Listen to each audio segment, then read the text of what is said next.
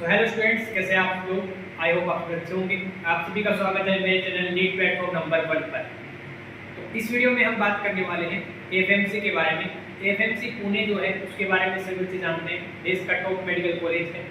तो इसमें अगर आप एडमिशन ले लेते हैं एमबीबीएस के लिए तो आपको आर्मी में एज ए डॉक्टर काम करने का मौका मिलता है। तो जो बच्चे इसमें एडमिशन लेना चाहते हैं उनके लिए ये वीडियो बहुत ही इंपॉर्टेंट है।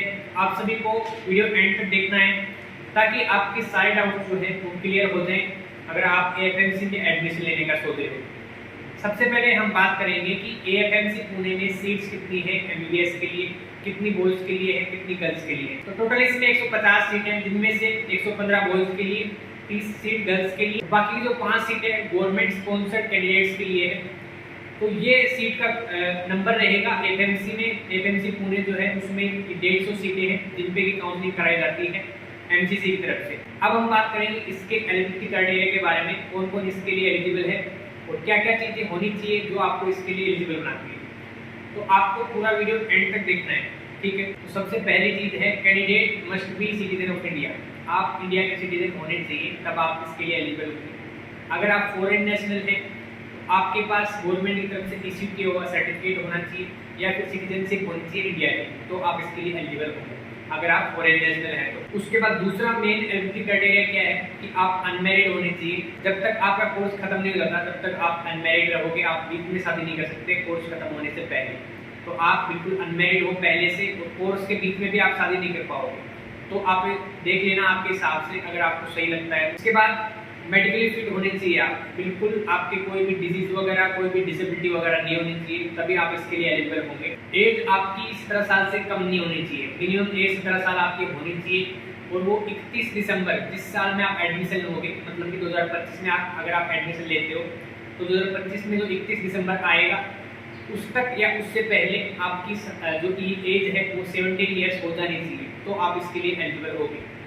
अब इसकी मैक्सिमम एज क्या है? मैक्सिमम एज है इसकी 23 ईयर्स। 23 साल से ज़्यादा आपकी एज नहीं होनी चाहिए। अगर आपकी एज 23 साल से ज़्यादा है, 31 दिसंबर या उससे पहले 23 साल से ज़्यादा हो चुकी है तो आप इसके लिए एलिजिबल नहीं होंगे, ठीक है। देखो 12th क्लास में आपके जो सब्जेक्ट्स हैं वो होने चाहिए इंग्लिश, फिजिक्स, केमिस्ट्री, बायोलॉजी या फिर बायोटेक्नोलॉजी। और उन सब में मिला के इंग्लिश, फिजिक्स, केमिस्ट्री, बायोटेक्नोलॉजी, इनमें मिला के आपके 60% जो मार्क्स हैं उससे कम नहीं होने चाहिए। तो चारों सब्जेक्ट जो है उनमें आपके मार्क्स 60% से कम नहीं होने चाहिए, तो आप इसके लिए एलिजिबल होंगे। और अकेले इंग्लिश सब्जेक्ट में 50% से कम मार्क्स नहीं होने चाहिए, तो आप इसके लिए एलिजिबल होंगे। तीसरा कि आपका जो साइंस सब्जेक्ट है फिजिक्स, केमिस्ट्री, बायोलॉजी, उन तीनों सब्जेक्ट्स में 50% से कम मार्क्स नहीं होने चाहिए। तो ये आपकी परसेंटेज का क्राइटेरिया है। तो 12th क्लास में आपकी ये परसेंटेज होनी चाहिए।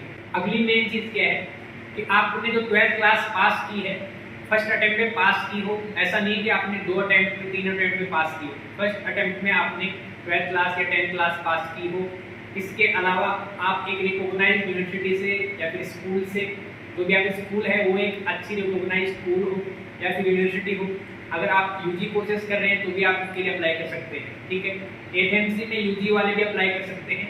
तो अगर किसी रिकॉग्नाइज्ड यूनिवर्सिटी, किसी रिकॉग्नाइज्ड कॉलेज से या किसी रिकॉग्नाइज्ड स्कूल से अगर आपने 12th की है तो आप इसके लिए एलिजिबल हो, ठीक है। साथ में आपके जो प्रैक्टिकल सब्जेक्ट होते हैं, जो प्रैक्टिकल्स होते हैं 12th क्लास में या फिर यूजी में, वो प्रैक्टिकल्स भी होने चाहिए। बिना प्रैक्टिकल वाले अगर आप अप्लाई कर रहे हो, आपके कोई प्रैक्टिकल नहीं लगा था, ठीक है, ऐसी कोई स्कूल थी, ऐसा कोई बोर्ड था जिसमें प्रैक्टिकल नहीं लगा था, तो आप इसके लिए एलिजिबल नहीं होंगे।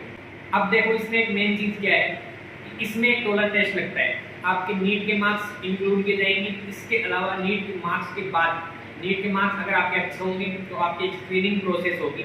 इसमें बॉयज़ और गर्ल्स दोनों को बुलाया जाएगा। उस स्क्रीनिंग प्रोसेस में क्या क्या चीज़ें होगी? आपका टोलर टेस्ट होगा 80 मार्क्स का। टोलर टेस्ट में क्या क्या होगा? आपका सबसे पहले इंग्लिश का टेस्ट होगा, इंग्लिश लैंग्वेज का, रीजनिंग होगी, पैट होगा, साइकोलॉजिकल असेसमेंट टेस्ट होता है वो होगा, इंटरव्यू और आपका मेडिकल एग्जामिनेशन। ये स्क्रीनिंग प्रोसेस में होगा।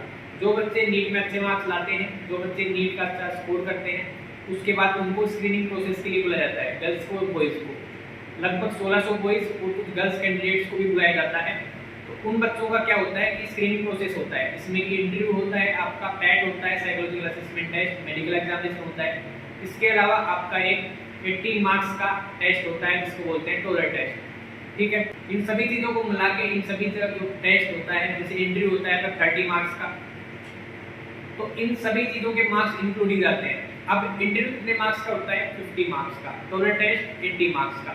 इनको जो है जोड़ के मेरिट लिस्ट निकलती है, नीट के मार्क्स भी इंक्लूड किए जाते हैं। इस तरीके से आपका एएफएमसी में जो है सिलेक्शन होता है, ठीक है। इस तरीके से आपका एएफएमसी में सिलेक्शन होता है। ये कुछ एलिजिबिलिटी क्राइटेरिया है जो आपको जान लेने हैं, जो आपके लिए जरूरी है अगर आप एएफएमसी में एडमिशन लेना चाहते हो। तो वीडियो काफ़ी लंबा हो गया है।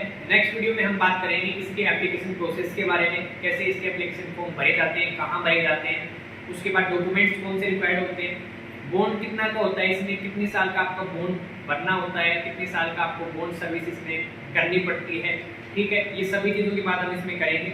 सिलेक्शन प्रोसेस कैसे होता है, रिजर्वेशन कितना होता है, कौन सी कैटेगरी में कितना रिजर्वेशन होता है, और स्पोर्ट्स कोटा के लिए एनसीसी वालों के लिए कितना रिजर्वेशन होता है, उस सब चीज़ों की बात हम नेक्स्ट वीडियो में करेंगे, क्योंकि ये वीडियो बहुत लंबा हो चुका है। तो इस वीडियो में केवल इतना ही। आई होप आपके काफ़ी डाउट्स क्लियर हो गए होंगे। तो नेक्स्ट वीडियो में हम इन सभी चीज़ों की बात करेंगे, डॉक्यूमेंट्स वगैरह की, बॉन्ड वगैरह की, एप्लीकेशन प्रोसेस की। तो वीडियो को जरूर आप लाइक करना, शेयर करना, और चैनल को आप सब्सक्राइब कर लेना, ताकि आप नेक्स्ट वीडियो में या फिर आपको नीट यूजी की सारी इन्फॉर्मेशन जो है, कट ऑफ वगैरह, कैसे काउंसलिंग प्रोसेस होगी, कॉलेजेस के बारे में जो इन्फॉर्मेशन वो भी आपको मिलेगी। चैनल को आप सब्सक्राइब कर लें ताकि आपको रेगुलर इन्फॉर्मेशन मिलती रहे। Thank you.